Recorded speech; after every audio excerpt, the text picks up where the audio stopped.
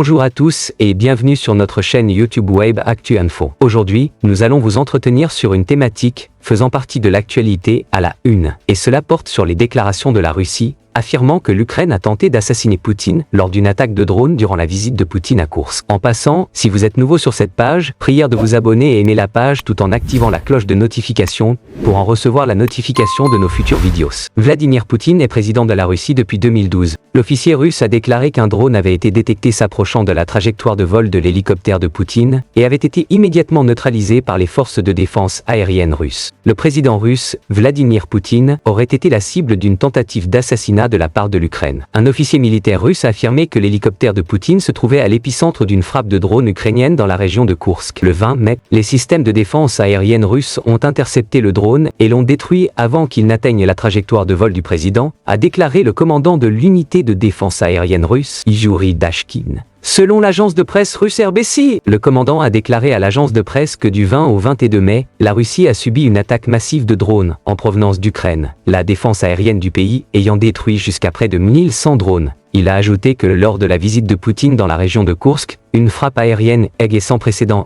a eu lieu en provenance d'Ukraine, la défense aérienne ayant abattu 46 drones. Les sources russes ont rapporté qu'une attaque de drones ukrainienne de grande envergure contre la région russe de Koursk le 20 mai avait coïncidé avec une visite du président russe Vladimir Poutine. Le commandant de la division de défense aérienne, Yuri Dashkin, a rapporté à propos de l'incident que le président, à bord de son hélicoptère, se trouvait au cœur de la lutte contre une attaque de drones ennemis de grande envergure. L'intensité de l'attaque pendant le vol de l'avion avec le commandant en chef au-dessus du territoire de la région de Koursk a considérablement augmenté. Par conséquent, nous avons simultanément mené une bataille de défense aérienne et assuré la sécurité du vol de l'hélicoptère présidentiel. La déclaration de Dashkin indique que l'hélicoptère du président pourrait avoir été en danger. Les drones ont été utilisés à plusieurs reprises pour abattre des avions de combat en vol, y compris des hélicoptères militaires russes lourdement blindés, qui peuvent être vulnérables en raison de leur grande taille et de leur vitesse relativement lente par rapport aux avions à voilure fixe. Un commandant militaire russe a affirmé que l'hélicoptère du président Vladimir Poutine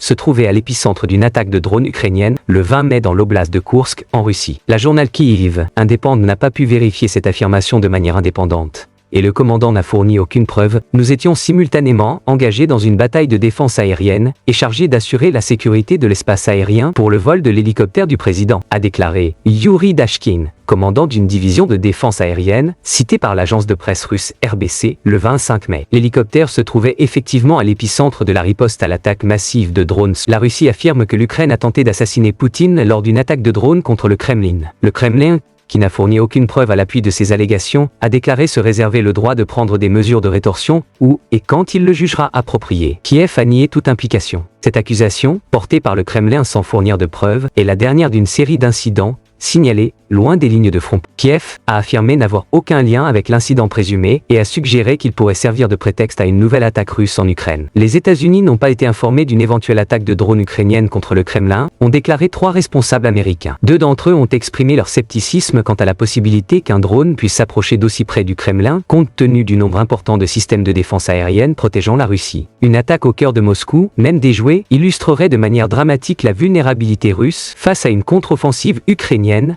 attendue qui viserait à chasser les forces du Kremlin des territoires occupés. Vladimir Poutine s'est rendu à Koursk pour la première fois depuis que ses troupes ont chassé les forces ukrainiennes de la ville russe. Le président russe a rencontré mardi des organisations bénévoles et visité une centrale nucléaire de la région, a indiqué le Kremlin. Poutine a déclaré à la fin du mois dernier que ses forces avaient expulsé les troupes ukrainiennes de la région de Koursk, ce qui a mis fin à la plus grande incursion sur le territoire russe depuis la Seconde Guerre mondiale. Le président américain Donald Trump a déclaré que les négociations de cessez-le-feu entre l'Ukraine et la Russie débuteraient immédiatement après son entretien téléphonique de 2 heures lundi avec le président russe Vladimir Poutine. Cependant, les conditions de ces négociations restent floues pour l'instant, la Russie ayant appelé à des compromis de la part de l'Ukraine et Kiev rejetant tout retrait de ses forces de son territoire annexé de force par la Russie. Alors que les ministres de la Défense et des Affaires étrangères de l'UE se réunissent mardi à Bruxelles, la haute représentante de l'UE pour les Affaires étrangères, Kaja Kallas, a appelé Washington à des conséquences si Moscou ne s'entend pas sur un cessez-le-feu inconditionnel. Sur le terrain d'affrontement, la Russie a envoyé près de 20 000 citoyens naturalisés sur le front ukrainien. La Russie a annoncé mardi avoir envoyé les migrants combattre en Ukraine,